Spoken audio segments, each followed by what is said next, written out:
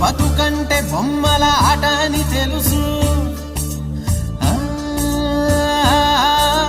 కథ అని తెలుసు, కథ అని తెలుసు, కథలన్నీ కంచికే చేరునని తెలుసు.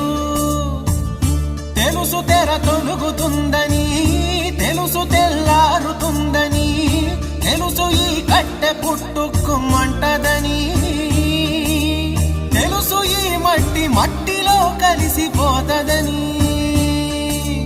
ఇన్ని తెలిసి ఇరకాటంలో పడిపోతావు ఎందుకని? మాయ